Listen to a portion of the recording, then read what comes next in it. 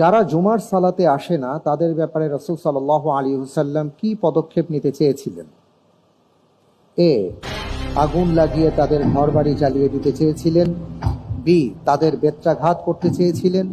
C, তাদের জনসম্মুখে জবাবদিহি করতে চেয়েছিলেন। ডি, তাদের ব্যাপারে বদদোয়া করতে চেয়েছিলেন।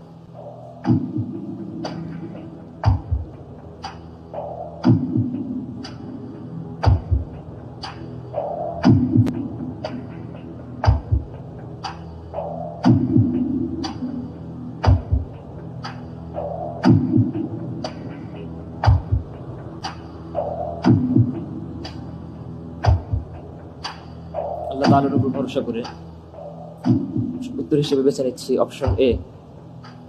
লক করে দিব। স্থির করে দেয়া হোক। এ, আগুন লাগিয়ে তাদের ঘরবাড়ি জ্বালিয়ে দিতে চেয়েছিলেন।